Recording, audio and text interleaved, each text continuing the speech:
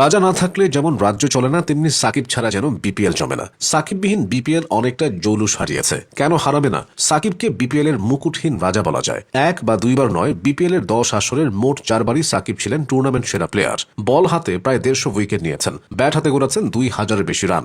এমন কীর্তি নেই আর কোনো ক্রিকেটারের। শুধুই কি বোলিং আর ব্যাটিং? অধিনায়ক হিসেবেও বাংলাদেশ প্রিমিয়ার লিগ ইতিহাসের অন্যতম সেরা সাকিব আল হাসান। অধিনায়ক হিসেবে শিরোপা জিতেছেন, একাধিকবার খেলেছেন ফাইনাল। 2012 বিপিএল সাকিব প্রথমবার খেলেছিলেন খুলনা রয়্যাল বেঙ্গলসের হয়ে। দলটির অধিনায়কও করা হয়েছিল তরুণ সাকিবকে। অবশ্য ওই আসরে সেমিতে গিয়ে থামতে হয়েছিল খুলনাকে। ঢাকা গ্ল্যাডিয়েটর্সের কাছে হেরে বিদায় নিয়েছিল তারা। তবে সুযোগ পেয়ে সাকিব দেখিয়েছিলেন অলরাউন্ডার নৈপুণ্য। মোট 11 ম্যাচে 281 রান এবং 15 উইকেট নিয়ে টুর্নামেন্টের সেরা ক্রিকেটার হয়েছিলেন তিনি। আর পুরস্কার হিসেবে পেয়েছিলেন দামি ব্র্যান্ডের একটি গাড়ি। প্রথম আসরের ধারাবাহিকতা দ্বিতীয় আসরেও বজায় রেখেছিলেন বিশ্বসেরা অলরাউন্ডার। তবে খুলনার হয়ে নয়, সেবার তিনি খেলেন ঢাকার হয়ে। ঢাকা গ্ল্যাডিয়েটর্সের নেতৃত্ব তখন মাশরাফির হাতে। ক্যাপ্টেন ফ্যান্টাস্টিকের কৌশল আর পারফরম্যান্স সাকিবের ঝলক সব মিলিয়ে দ্বিতীয় আসরেও চ্যাম্পিয়ন ঢাকা। আবারও টুর্নামেন্ট সেরার পুরস্কার হিসেবে গাড়ি বাগিয়ে নেন সাকিব। সে আসরে ব্যাট হাতে 329 রান আর বল হাতে 15টি উইকেট নিয়েছিলেন তিনি। 2015 সালে ফ্র্যাঞ্চাইজি বদলে সাকিবের ঠিকানা হয় রংপুরে। তবে সেবার তিনি পুরোপুরি অলরাউন্ডার সুলভ পারফর্ম করতে পারেননি। অবশ্য ব্যাট হাতে বিবর্ণ থাকলেও বল হাতে নিয়েছিলেন 18টি উইকেট।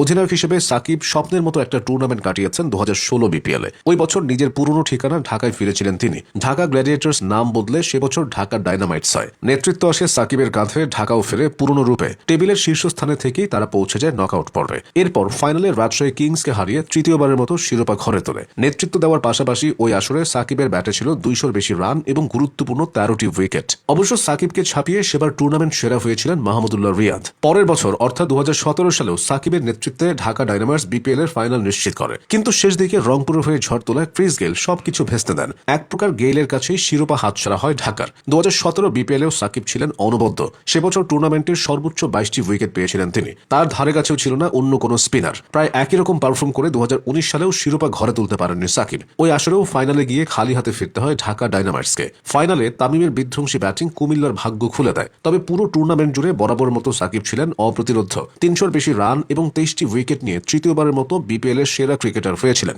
2019 সালে এক অপ্রত্যাশিত ঘটনায় আইসিসির নিষেধাজ্ঞার কবলে পড়েন সাকিব। ফলে খেলতে পারেননি 2019-20 অনুষ্ঠিত হওয়া বিপিএল এর 7ম আসরে। ফিরেছিলেন 8ম আসরে। 2022 সালে তাকে দলে নেয় ফরচুন বরিশাল। সে আসলে বরিশালকে ফাইনালে তুললেও আবারও কুমিল্লার কাছে হেরে শিরোপা হাতছাড়া হয়। তবে সাকিব ছিলেন আপন আলোয় উজ্জ্বল। অলরাউন্ডার নৈপুণ্যে চতুর্থবারের মতো বিপিএল এর সেরা ক্রিকেটারের মুকুট ওঠে তার মাথায়। 2023 সালেও বরিশালের দায়িত্ব ছিল সাকিবের কাঁধে। তবে দল হিসেবে বরিশাল সেবার বলার মতো কিছু করতে পারেনি। সবশেষ 2024 সালের বিপিএল এ সাকিব খেলেন রংপুরের হয়ে। রংপুরের হয়ে 250-র বেশি রান এবং 17টি উইকেট নিয়ে ধারাবাহিকতা ঠিকই বজায় রাখেন তিনি। সেটি ছিল তার সর্বশেষ বিপিএল। সাকিব নিজেও হয়তো জানতেন না তিনি বিপিএল এর শেষ ম্যাচ খেলে ফেলেছেন। বর্তমানে তিনি আইএল টি10 খেলছেন, দলকে নিয়ে গেছেন ফাইনালে। অর্থাৎ এখনো তিনি দলকে দেওয়ার ক্ষমতা রাখেন। সাকিবের জন্য বিপিএল নয়, বিপিএল এর জন্যই সাকিবকে প্রয়োজন।